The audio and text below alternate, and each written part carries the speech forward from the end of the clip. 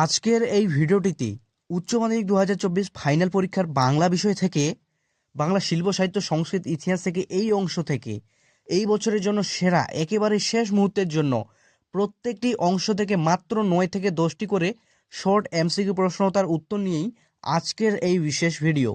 তো আশা করি এই প্রশ্নগুলি তোমার যদি কমপ্লিট থাকে তো তুমিও কিন্তু অনেকটাই নিশ্চিন্তে থাকতে পারো, তোমার বাংলা পরীক্ষা কিন্তু দুর্দান্ত হবেই। তো চলো প্রশ্নগুলি দেখে নেওয়া যাক। তো প্রথমেই দেখে নেব বাংলা গানের ধারা। এই অংশ থেকে প্রথম প্রশ্নটি, ভাটিয়ালি সুরে একটি রবীন্দ্রসঙ্গীত হলো, উত্তর হয়ে যাবে গ্রাম ছাড়া ওই রাঙ্গামাটির পথ। একজন উল্লেখযোগ্য কবিয়াল হলেন, উত্তর হয়ে যাবে হরু ঠাকুর। জারি গানের জারি শব্দটির অর্থ, উত্তর হয়ে যাবে ক্রন্দন। বলো বলো বলো সবে গানটি লিখেছেন অতুল প্রসাদ সেন। টপ্পা গানকে বাংলায় জনপ্রিয় করেছেন কে, উত্তর হয়ে যাবে রামনিধি গুপ্ত বা নিধু বাবু। এরপরের প্রশ্ন, বাংলায় প্রথম ধ্রুপদ রচনা করেন কে, রামশঙ্কর ভট্টাচার্য। ঠুংরি গানের প্রবর্তক, উত্তর হয়ে যাবে নবাব ওয়াজেদ আলী শাহ। ফিরোজা বেগম যে ধরনের গান গাইতেন, উত্তর হয়ে যাবে নজরুল গীতি। 9 নম্বর দাগের প্রশ্নটি, মান্নাদের প্রকৃত নাম প্রবোধ কুমার দে। এরপরে চলে আসবো আমরা বাঙালি চিত্রকলা। প্রথম প্রশ্নটি, অস্বচ্ছ জল রঙের আঁকা ছবিকে বলে, উত্তর হয়ে যাবে গুয়াস। তো এই প্রশ্নগুলি কিন্তু ভীষণ ইম্পর্টেন্ট। তোমরা দেখবে যে কোনো টেস্ট পেপার ডাব্লিউপিটিএ এবিটিএ খুলে একটু সেটগুলো দেখবে, এই প্রশ্নগুলি কিন্তু বারবার এসেছে। তাই এখান থেকে কোনো এমসিকিউ কিন্তু মিস করা যাবে না। প্রত্যেকটি এমসিকিউ কিন্তু ভীষণ গুরুত্বপূর্ণ এবং সেরা। তো 10 নম্বর দাগের প্রশ্নটি দেখে নেব, লাঠি হাতে গান্ধীজির চলমান সাদা কালো ছবিটি এঁকেছেন কে, উত্তর হয়ে যাবে নন্দলাল বসু। 11 নম্বর দাগের প্রশ্নটি, কোন বিখ্যাত চিত্রকর কালীঘাটের পট কিনেছিলেন, উত্তর হয়ে যাবে পাবলো পিকাসো। নেক্সট প্রশ্নটি, বিশ্বভারতী ও হিন্দি ভবনে দেওয়ালের আঁকা মধ্যযুগের সন্তগণ ছবিটির স্রষ্টাকে, উত্তর যাবে বিনোদ বিহারী মুখোপাধ্যায়। এরপরের প্রশ্ন, শৈলী শব্দের অপর নাম কি, উত্তর হয়ে যাবে রীতি। অভিধানে পট কথাটির অর্থ হলো চিত্র। 15 নম্বর দাগের প্রশ্নটি, অবনীন্দ্রনাথ ঠাকুরের একটি বিখ্যাত ছবি, উত্তর হয়ে যাবে শ্বেত অভিসারিকা। ভীষণ গুরুত্বপূর্ণ একটি প্রশ্ন। নেক্সট প্রশ্নটি, এটিও খুব গুরুত্বপূর্ণ, রবীন্দ্রনাথ ঠাকুরের সহজ পাঠ বইটি কি অলঙ্করণ করেন কে, উত্তর হয়ে যাবে নন্দলাল বসু। সুনয়নী দেবী অঙ্কিত একটি বিখ্যাত চিত্র হলো মা যশোদা।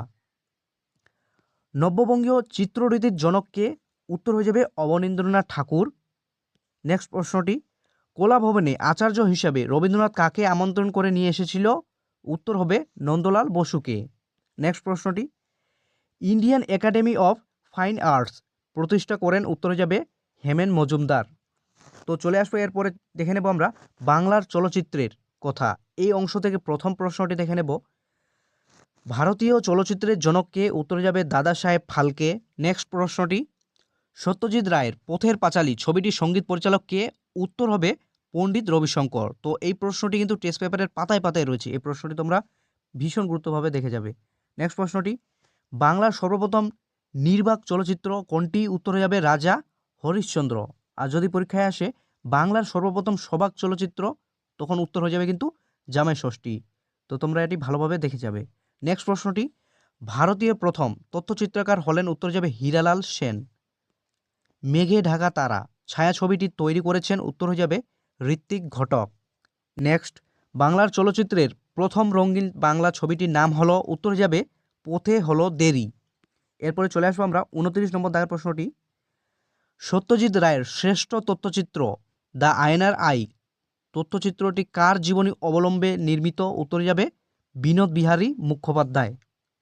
নেক্সট প্রশ্নটি, ঋত্বিক ঘটকের প্রথম ছবির নাম কি ছিল, উত্তর যাবে নাগরিক।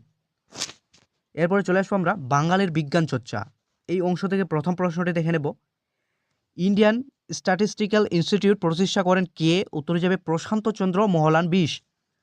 নেক্সট প্রশ্নটি, হিস্ট্রি অফ হিন্দু কেমিস্ট্রি গ্রন্থের রচয়িতা, উত্তর যাবে প্রফুল্লচন্দ্র রায়। নেক্সট প্রশ্নটি, ভারতীয় উদ্ভিদবিদ্যার জনক উইলিয়াম রক্সবার্গ। নেক্সট প্রশ্নটি, বেঙ্গল কেমিক্যাল এর প্রতিষ্ঠাতা আচার্য প্রফুল্লচন্দ্র রায়।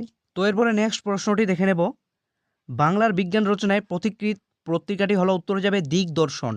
Next, national institute of science এর প্রতিষ্ঠাতা হলেন Meghnad Saha. Indian association for the cultivation of science প্রতিষ্ঠা করেন উত্তরে যাবে মহেন্দ্রলাল সরকার। আন্তর্জাতিক ক্ষেত্রে কোন অবদানের জন্য উপেন্দ্র কিশোর রায়চৌধুরী পরিচিত উত্তরে যাবে মুদ্রণ শিল্প। বিজ্ঞান চর্চা আর গবেষণার জন্য বসু বিজ্ঞান মন্দির তৈরি করেন কে উত্তরে যাবে জগদীশচন্দ্র বসু। বিখ্যাত হোমিওপ্যাথিক চিকিৎসা করেন উত্তরে যাবে মহেন্দ্রলাল সরকার। এরপরে চলে আসবো আমরা বাঙালি ক্রিয়া সংস্কৃত অর্থাৎ শেষ অংশ থেকে। প্রথম প্রশ্নটি দেখে নেব, ভারতের প্রথম ক্রিকেট খেলা শুরু হয় উত্তর হয়ে যাবে 1758 খ্রিস্টাব্দে। ভারতের তথা বাংলার প্রথম ফুটবল ক্লাব গড়ে ওঠে উত্তর যাবে 1872 খ্রিস্টাব্দে।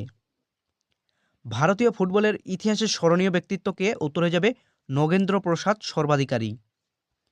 ভারতীয় ক্রিকেট ইতিহাসে স্মরণীয় ব্যক্তিত্বকে উত্তর যাবে সারদা রঞ্জন রায়চৌধুরী। প্রথম বাঙালি সাঁতারু যিনি বিখ্যাত হয়েছিলেন কে মিহির সেন। মোহনবাগান ক্লাব প্রতিষ্ঠিত হয় উত্তর হয়ে যাবে 1889 খ্রিস্টাব্দে।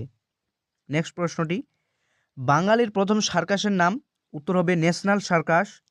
মোহনবাগান ক্লাব প্রতিষ্ঠিত হয়, তো এই প্রশ্নটি দুইবার রিপিট হয়েছে, দেখে নেব 1889 খ্রিস্টাব্দে। নেক্সট প্রশ্নটি, ব্রত্যচারী স্রষ্টাকে গুরু সদয় দত্ত। রামায়ণের কাহিনী অনুসারে দাবা খেলার স্রষ্টাকে উত্তরে যাবে মন্দোদরী দেবী।